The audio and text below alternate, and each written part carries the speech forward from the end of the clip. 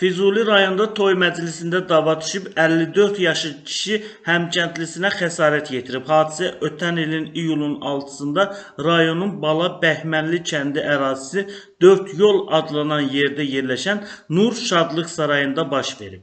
Füzuli rayonunun Əsgərbəyli kənd sakini Tiflis həmin gün saat 21 radələrində Şadlıq Sarayında keçirilən toy mərasimində iştirak edən zaman onunla eyni kənddə yaşayan Azər onunla danışarkən səs tonunun xoşuna gəlməməsini bəhanə gətirib. O, Şadlıq Sarayının foyesində səs-küy salaraq Azərlə mübahisə edib. Mübahisə zamanı qəsdən ictimai qaydanı kobud surətdə pozan, cəmiyyətə açıqca hörmətsizlik ifadə edən hərəkətlərə yol verib, zərər çəkmiş şəxs sağ gözaltı nahiyəsinə yumruqla bir dəfə zərbə vurub.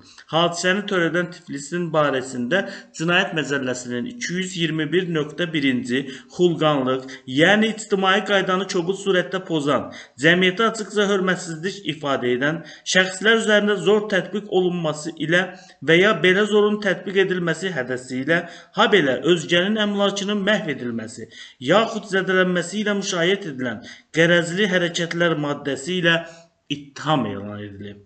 İş üzrə ifadə verən təqsirləndirilən şəxs ona elan olunmuş ittiham üzrə özünü təqsirli bilib. O ifadəsində göstərib ki, özü müharibə iştirakçısıdır və qazidir. 2024-cü ilin iyulun 6-sında saat 18 radələrində Tərlan adlı şəxsin azyaşlı uşağının kiçik toy mərasimində iştirak etmək üçün həmin toy mərasiminin keçirildiyi Nur Şadlıq Sarayına getdim. Həmin vaxt toyda bir müddət oturaraq yemək yedikdən sonra Əvəz adlı şəxs əyləşdiyimiz masaya gəldi. Əvəzimdən toya pul yazdıracağını dedi. Mən ilk öncə razılıq vermədim. Daha sonra onunla razılaşdım.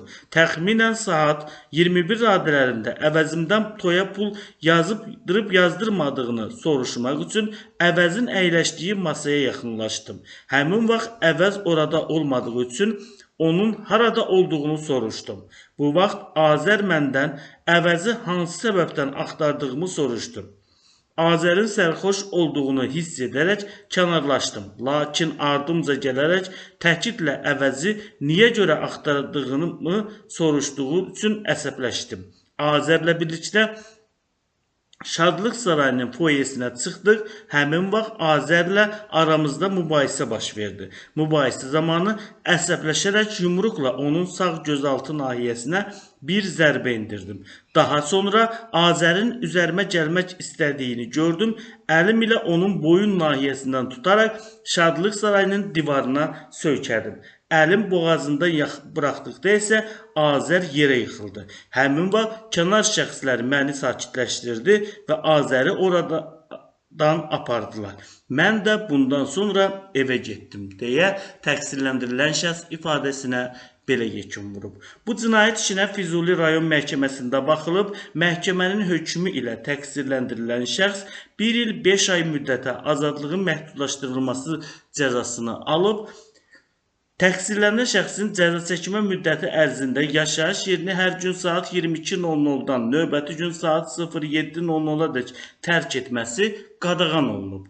Bu müddət ərzində onun üzərinə elektron nəzarət vasitəsini gəzdirmək, həmin vasitənin işlək vəziyyətdə saxlanılması üçün ona xidmət etmək, yaşadığı Füzuli rayonunun ərazi hüdudlarını tərk etməmək, müvafiq məhkəmə qərarı olmadan yaşayış yerini dəyişdirməmək vəzifəsi qoyulub. Habelə cəzanın icrasına nəzarət edən orqanı iş yerinin dəyişdirilməsi barədə əvvəlcədən məlumatlandırmaq, kütləvi və digər tədbirlər təşkil etməmək, belə tədbirlərdə iştirak etməmək vəzifələri tapşırılıb.